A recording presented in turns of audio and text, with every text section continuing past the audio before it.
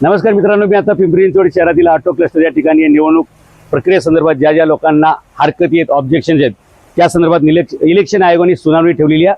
बंद कॅमेऱ्याच्या आतमध्ये ठेवलेली मित्रांनो. इथे असे सिक्युरिटीवाले वगैरे ठेवलेत.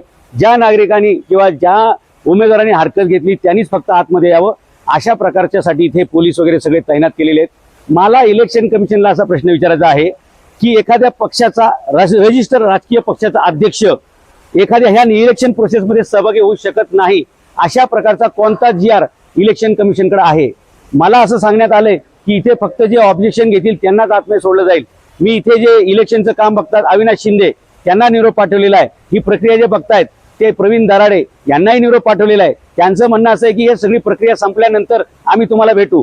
एक काळामध्ये म्हणजे इथं देशामध्ये मतं चोरीला जात आहेत, लोकांची मतं रातोरात लाख सव्वा लाखांनी इकडे होत आहेत. आता प्रभाग चोरायचं काम चालू आहे का? हे इलेक्शन ही जनतेची प्रोसेस आहे, ही ओपन प्रोसेस आहे, ही लोकांना माहित पाहिजे. उलट अशा सुनावण्या मोकळ्या हॉलमध्ये ठेवल्या पाहिजेत की लोकांनी लोकशाही समजून घेतली पाहिजे, मतदान प्रक्रिया समजून घेतली पाहिजे. मतदान जागृती अभियान तुम्ही करता, पण मतदानाची प्रक्रिया काय असते याच्यावर सुद्धा जागृती अभियान असलं पाहिजे. या ठिकाणी जे काही इलेक्शन कमिशनच्या नावाखाली पालिकेच्या अधिकाऱ्यांनी किंवा कर्मचाऱ्यांनी मला जे रोखलेले हे बेकायदेशीर आहे आणि याच्यावर कायदेशीर कारवाई होऊ शकते. मला इथे अडवण्याचा, थांबवण्याचा तुम्हाला कोणत्या कायद्याने अधिकार दिला हे तुम्ही आतमध्ये विचारून या 5 मिनिटात, नाहीतर मग मी स्वतः पोलिसांकडे जाऊन याची तक्रार करू शकेल की एखाद्या राजकीय पक्षाचा अध्यक्ष अशा प्रक्रियेत सहभागी होऊ शकत नाही. कारण निवडणूक आमची 128 उमेदवार उभे राहणार आहेत. सगळ्या महाराष्ट्रातल्या पालिकांमध्ये आम्ही उमेदवार उभे करणार आहे. आणि जर मला जी प्रक्रिया बघायला इलेक्शन कमिशनच्या तथाकथित सांगण्यामुळे थांबवली जात असेल तर मग हे इलेक्शन पारदर्शी असं कसं म्हणायचं? मग मतं चोरीला गेलेत, आता प्रभाग चोरीला जायलेत. आता काय आतमध्ये घेऊन उमेदवारांना एकेकाला कोपच्यात तुम्ही काय बुक्क्या मारताय का, दम देताय का, काय करणार आहे तुम्ही नक्की? हे सगळं जाहीर पाहिजे, ओपन पाहिजे. इलेक्शन म्हणजे ट्रान्सपरंट, इलेक्शन म्हणजे पारदर्शी असलं पाहिजे.